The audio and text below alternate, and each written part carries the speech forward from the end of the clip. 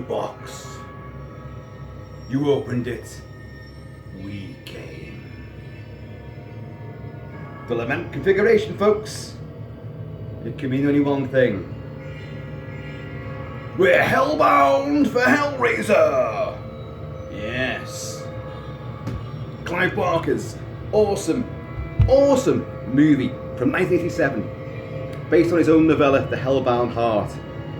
An absolute wonder class of British, subversive, dark, distressing, macabre horror. It's basically just, a dysfunctional family. It's a soap opera. It's a domestic family drama, albeit with sadomasochists from beyond the grave, and skinless men who are horny beyond belief, and women who just seem to want their darkness and their depravity. So yeah, Bob Keane's special effects, Christopher Young's phenomenal score. It's playing right now, you can hear it. One of the best scores for a horror movie from any era at all. I've not given Christopher Young any sort of coverage on YouTube as of yet, because there's just, again, it's one of those things where there's so many things to seize upon. His score for Drag Me to Hell, his score for The Fly 2, his score, which people don't even realise that he did all the best music from Spider-Man 3. Yes, Spider-Man 3. Sam Raimi's Spider-Man 3. And especially, where Sandman is reborn. Very similar to where Frank, who's been playing around, where have I put it? He's been playing around with the Lament Configuration. The Le Marchand puzzle box. Opens doorways. And of course, once you've sussed it out and you've entered the realm of the Cenobites, Pinhead, the Chatterer, the Girl, and Butterball will come through, and whips, chains, hooks, and all sorts of things are going to play havoc with your flesh. We have eternity to know your flesh. Some of the best dialogue ever created for any movie, any horror movie. Of course, with Clive Barker, a Liverpudlian, yes. He lived only over the water from me, where I am right now. And of course, Clive Barker, who was always such an erudite, fantastic, charismatic person. I've met him several times, and he's been wonderful. In later years, ill health, cigar smoking, and sounds like this. And he looks like Tim Roth from The Incredible Hulk, where Tim Roth played the Abomination. Now, Clive, mate, that's a bit sly, but then again, he does look like that now. Oops. You've been Cenobitized. Pleasure and pain indivisible, because don't forget, these are like, the Cenobites are explorers in the outer regions of experience. Demons to some, angels to others. Doug Bradley as Pinhead. Absolutely one of the most iconic monsters. Is he a monster? And this is the thing about Barker's fiction. Sympathy for the devil.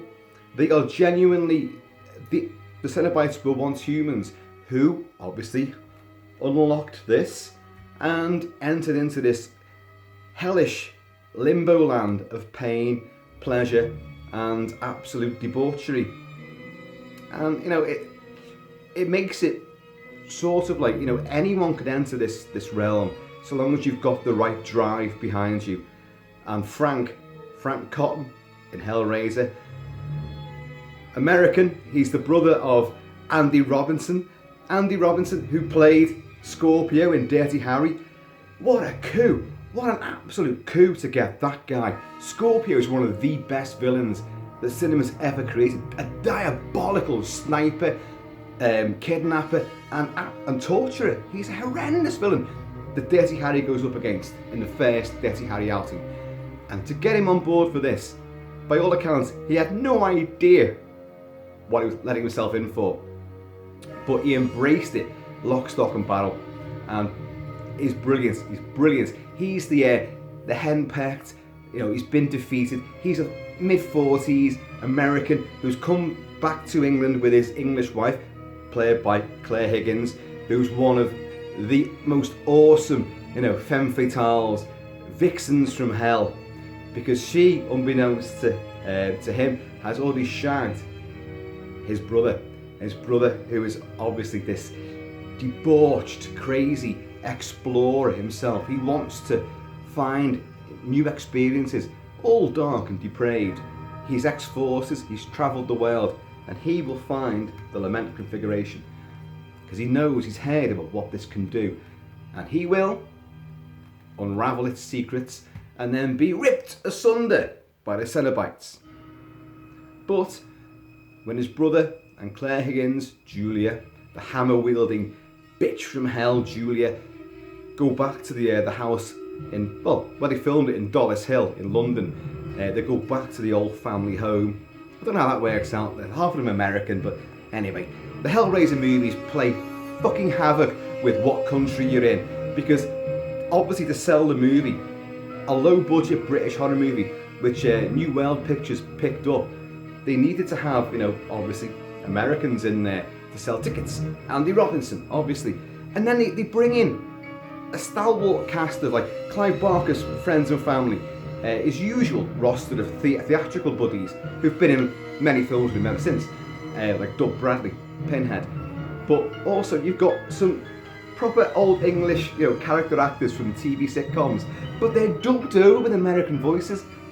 And then in Hellbound Hellraiser 2, of course, which recaps the end of this movie, all of a sudden you've got New York cops in there.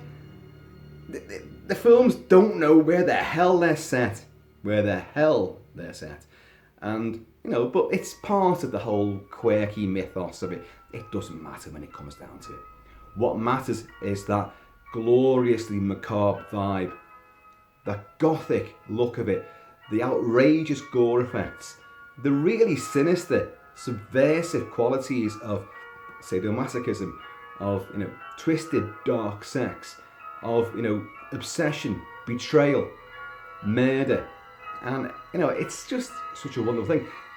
Ashley Lawrence, who plays Andy Robinson's daughter, and Kirsty, she's outstanding.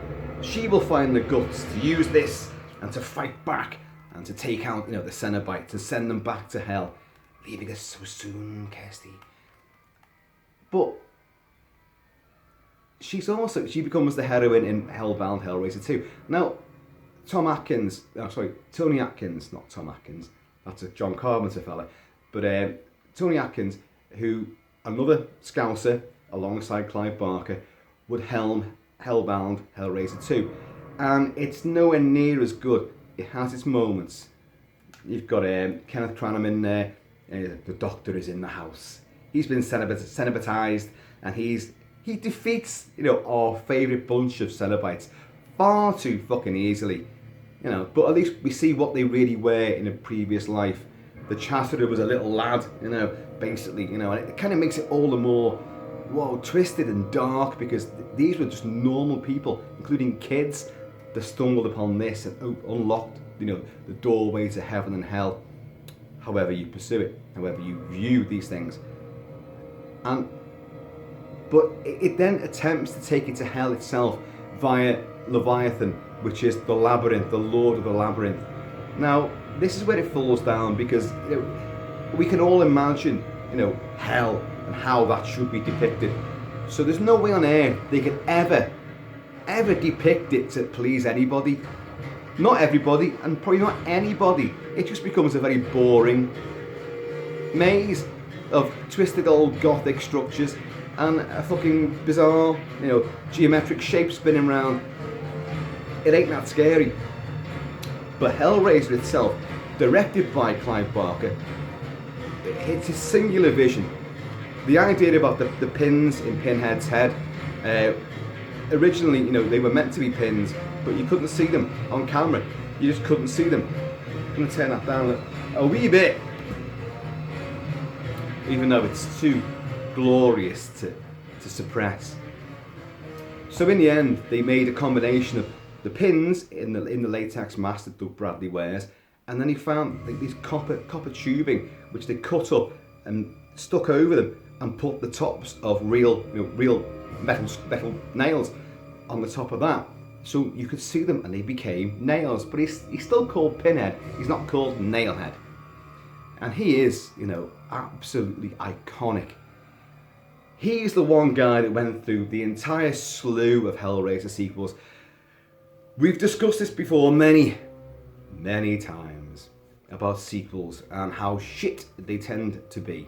How they lose the original direction, vision, drive and sheer flair of imagination and become stale and crap. One did go back to the roots of the Lament Configuration, which was fine. That idea was fine, but the film itself was crap. Pinhead even went to fucking space, for God's sake. Oh, get lost. I know Jason Voorhees went to space as well, but God, that was fun. At least those films know that they're shit and have fun with it. Hellraiser has more lofty ideals to it because it blends theology with horror, with dark depravity and human morals and the corruption thereof. So there's a lot more weightier material. Barker nails it with his fiction, and he nailed it with this movie. Barker's not the best director on the planet. He's not. He knows he's not. He'd seen Underworld and Rawhead Rex, which he despised. These were like movie adaptations, the first movie adaptations of his works from the Books of Blood. And he thought, well, I want to make a movie because these guys have fucked it up. At the very least, I can't do as bad as them, so maybe I could do significantly better. Which he did. And Hellraiser's not perfect. It has a great many ideas which are not followed through, such as the vagrant, the cockroach, not cockroach, whatever those insects are. Crickets. He eats crickets in the pet shop, doesn't he? And he becomes a big sort of bony pterodactyl type thing that laughs rah, rah, rah, rah, and flies off with, the Lament Configuration at the end. But that's never explored any further. You've got the Guardian in the air, because whenever, when Kirsty first manages to, she meets Frank and he's skinless and he fancies her, and he's like, because she's already worked out that Claire Higgins, Julia, her stepmother, has been luring men back and something very dark and depraved is happening because Frank, who has come back from the well of the Cenobites, and this never gets explained very well, but in the dark mythology and dream logic, nightmare logic of the story, it's okay. He has been shredded in the first few minutes of the movie. The Cenobites have just destroyed him. They've given him his darkest wish, which is never really what anyone particularly wants. It's always a bit more than they bargain for. And but when Julia and Larry, which is the Andy Robinson character, come back to the house, they're moving in and they're carrying the mattress up the stairs, and while Julia remembers her infidelity with her husband's brother, oh yes, and dark, nasty sex it was too, and she's still turned on and aroused by it. Brilliantly intercut with that, with her memories of pounding arses and climactic orgasms, is Larry actually raking his hand across a nail in one of the film's most, it's one of the nastiest moments in it. You've got people getting stabbed, people getting their faces ripped apart, you've got hooks and chains and stuff, and lots of nasty things happening. But that's the nastiest because you can imagine that happening to you, and you see it in close up, his weeping blood everywhere.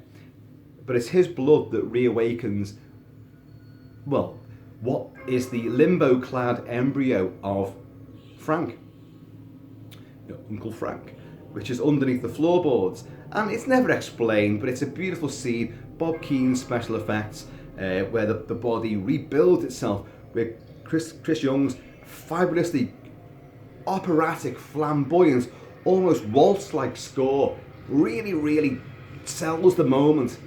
And of course, he realises that, hang on, my brother's blood put me back to life. The more blood, Julia, that you spill for me by these guys you bring back and hammer to death, and then you know, I can take their blood and I will get more skin on my bones, and more flesh on my bones. And we both want that, don't we? He says to her. It is sick as hell. But it's never made clear how the hell, because she will attack these guys that she's lured back, being a bit of a Sloane Ranger and a cougar in the bars, drinking on her own, enticing other lone male drinkers back, and then she'll hammer them to death, and then he will somehow or other, you'll see him clamber towards these stricken bodies, and then you'll hear squelchy noises. What is he doing? How is he doing it? It's never explained, and really speaking, we shouldn't really query it, because hey, the whole thing is a fucking nightmare, a metaphysical, supernatural, macabre nightmare of dysfunctional families and twisted, dark sexual relations. Incidentally, we have Frank is over here. Skinless Frank is just there, and he's wonderful. I love the fact that the guy that plays Frank, whose name I have now forgotten, but he's a dead ringer for Aidan Turner, who plays Poldark, one of my heroes. Irish actor, Aidan Turner. Brilliant. And he looks just like him in the early scenes where we see flashbacks of him seducing Julia. But the guy that plays Frank, who comes back from, you know, cenobitized limbo, is a very painfully thin guy. Oliver Smith, something like that, I think it is. And he's very, very thin, because obviously when you put the makeup on someone who's meant to be skinned, latex obviously adds density, weight, and thickness to you. So you can't have someone who is actually a normal sized guy and then put the makeup on him. He's going to look like the Michelin Man. You can't do it. So you have to have someone very painfully thin. In which case, when you build it up with the latex and the makeup and all the paintwork and the sculpting, he will still look sensibly, you know, the right size. And it's brilliant. And his depiction, his, you know, dark depravity, he's still charismatic. That's the thing about him. Is he saint? Is he sinner? The saints all went through hell to prove themselves. You know, they would lash themselves, they would torture themselves, you know, self-harm, to purge themselves of any, you know, evils in their system. So what is Frank? Is Frank really as bad as we think he is? Or is he just, I want to explore everything and then I will find who I really am, and I could actually be quite a good guy? This is the thing about Clive Barker stuff, the theological, metaphysical side of it. There's lots of dichotomy as to where we're going with certain characters, why they do what they do. They're not just monsters. I mean, look at Nightbreed. You know, people hate the monsters because they're different, and yet they're just creatures. They're just people that have a life, have a family, have sensibilities. That's what he's exploring, and that's he opens the door to, you know, the whole other side of existence. Brilliant stuff. Let's go back to this. Now, people, as we well know, as the years have gone on, everything shrinks. Your loaf of bread has got smaller. The slices of that loaf are smaller. Tubs of butter are smaller. Terry's chocolate orange is smaller. Rolos are smaller. Cream eggs are smaller. And the Lament Configuration that you can buy right now, which is this one here, is smaller than it was in the movie. This is the size of the modern Rubik Cube, because the Rubik Cube used to be bigger as well. Now this is made by Mezco, and it's actually the Hellraiser 3 Hell on Earth. That's what this iteration is. Now, the guys that made this box, the guys that designed it, there's a fellow from Camden Town, and he'd make little homunculi and nymphs and sort of leprechauns, and he was spotted by, I think, Bob Keane or one of the production crew, one of the special effects makeup crew, and he went, "Love your stuff, what else can you design? Can you design maybe a box, a puzzle box?" And he went, "Yeah." And of course, he designed the Lament Configuration. Now, on this, there are little subliminal, well, I say subliminal, they're there if you can fucking find them. But on these designs, now bear in mind, this will not pop up when you press, where is it now? You circle that. And we all know what happens when you circle particular little round protuberances. And then it would begin to activate itself and unlock, the gates of hell. But this is a Rubik's Cube version, so yeah, you can genuinely move and manipulate, and it's a puzzle. But I can never work the Rubik's Cube, and I am not about to mess with this, because look, this does have all the original designs and patterns upon it. And hidden within here, you have images of, well, get on this if you can find them. And I think I've found one. There is a beautiful woman with a spike going through her eye. I think I found that. But there's also meant to be the fragments of Frank's face when Frank first, in the opening sequences of the movie, has been torn apart. And you see Pinhead goes through and he's moving through all the entrails and the guts and the stuff, and you've got the spinning gibbet with all the bits and bobs stuck on it and the barbed wire and just fleshy offal everywhere. And he turns over, oh, there's an eye with half the cheek, and he builds the face back together again. Well, somewhere on this is Frank's exploded face in the four corners, or somehow depicted. I'll stop looking because I can't find it, but it is there somewhere. And as I say, this is slightly smaller, but it's a nice reproduction. The way it's been laminated is beautiful, but you don't really want to screw around with that and mess it all up. That would be silly. So another good scene, of course, when Kirsty has followed Julia back with, or rather seen Julia enticing men back to the house in Dollis Hill, number 55.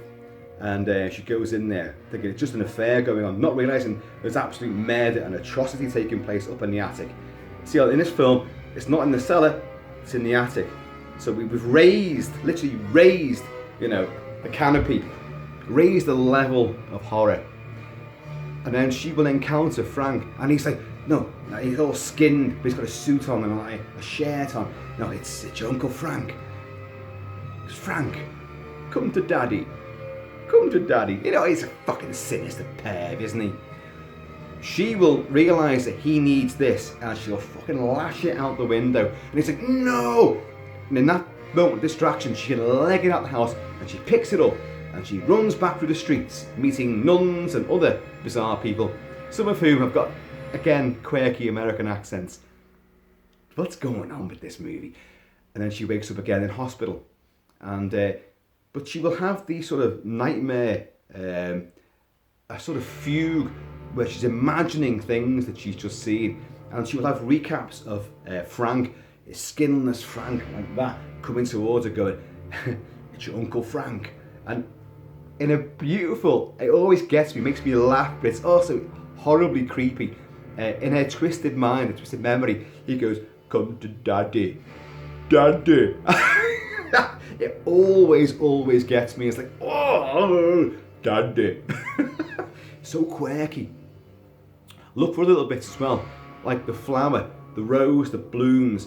You'll see that motif a fair bit in the movie. That rose is there, and it does seem to signify, well, rebirth, reincarnation, resurrection. And in the hospital sequence, that will bloom on a fragmented TV screen. The blood bag will fill, then explode, and then she'll meet that sadly rather Bob Keane's effects are brilliant, but when the walls open and she journeys down into a bit of a warren, a subterranean tunnel, she'll find the guardian of the labyrinth lurking down there. And this is a big hideous fucking thing with arms and legs, and it pulls itself down the tunnel towards her, chasing her, and it's got a big mouth, a head that comes out, and snapping teeth, and little pincers and claws, but it's got a great big fucking, like, sort of scorpion style stinger over its head, and it's coming for her.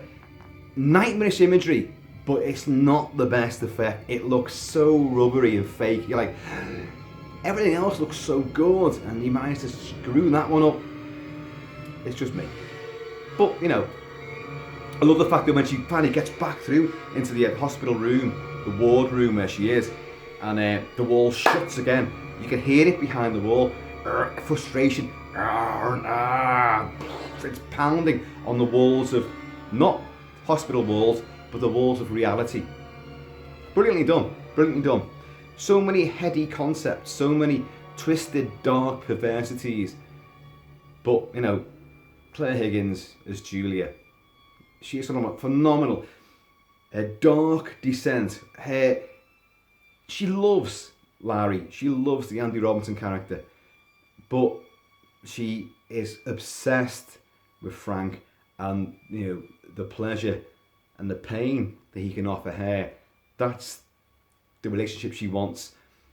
And you've got where, because she knows, she meets Frank straight away once he's reborn, and then she will act for him. She will try to put more flesh on his bones, but Frank's getting more stronger, and he wants his brother out the fucking picture, understandably. But she's losing the plot to try and keep, you know, Larry from going into the attic. She's doing all sorts. Oh, the thunder scares me. Don't go in there. I'll have the window open, but I'll go and shut it. It's ludicrous, you know, because she's obviously twisted and losing the plot. And if you were Larry, you'd be like, bitch, I'm going straight in there. You stay away. And then she attempts to seduce him to try and distract him. But then, in a brilliantly dark and perverse moment, Frank appears, because Frank's watching, and he has his flick knife, you know, and he comes up with a rat, and he puts the blade into the rat and slices it down, and then reveals its innards. He's peeled its back, the flesh from its back, and it shows it. So, you know, a little bit, it's like, no, don't fuck with him. You're mine, you know. And I'll do this to him in a minute. And it's like, oh my God, so super, super sick. The rats, again, the rats feature it a little bit. And initially, when Frank is reborn, the rats are going ballistic as this embryonic sludge pit of goo begins to form, and fingers form, and bones form, and like veins begin to, you know, come together. But it's an absolute sludge pit of goo and, you know, absolute gloop. The rats are going crazy, like, Jesus, fucking all over each other. But once his head has come back and he goes, like that, he's got form and substance and sentience. There's a shot of the rats just all stacked together, just like totally silent, totally still. It's like, oh shit. And then you will see a rather grisly shot of the rats that have been nailed to the wall, because he's a fucking sick bastard. So, Hellraiser, folks. One of Britain's best latter-day horror movies. You know, in the last few years, last couple of decades, what have we had, really, horror-wise, from Britain? Woman in Black, great. A great transition movie for kids to get into horror. Dog Soldiers, awesome. The Descent, awesome. There are probably others, but Hellraiser, homegrown, fucked up by having to sell the film to American markets and have American producers on board, because that's where all the American accents came in. There's nothing wrong with having, you know, Andy Robinson being there as an American. That works, but it's just, it does play havoc with continuity, and like, oh, what are you doing with this? It is literally, you know, we've got to try and sell this movie, so we need to bring on board the Yankees, because they're holding the purse strings. But anyway, the dialogue. One of the best lines of dialogue is not in the first movie, it's in the second movie. It's where Pinhead says to Kirsty, because once again, you know, Frank survived, and we need to, you know, and Julia survived, because they're back for the sequel. And he says to Kirsty, "Cross us again, child, and your suffering will be legendary, even in hell." That is just, it makes you shiver. You know, we'll tear your soul apart, you know. So you've done this before, many, many times. It's literate, it's rich, it's deep, it's dark, it's depraved. Hellraiser wins on almost every level, except the American accents. Someone get me a big Lament Configuration, because this one is just, it's for midgets. Folks, gonna leave it there. For Hellraiser, you know it makes sense. You know it, you love it. He skinned himself for it, for God's sake. Please, be safe, be happy. Don't put candles out on the floor around you in a pentagram when you're messing around with like devilish puzzle boxes. Because if you can't get the fucking thing sorted, you're going to knock a candle over and the whole place is going to go up in flames. Safety first. Your diabolical rituals, safety first. Health and safety got to come into it and play a part. Folks, keep it kilted, keep it Celtic. And I'm going to see you all on the other side. Leaders, we have eternity to know your flesh.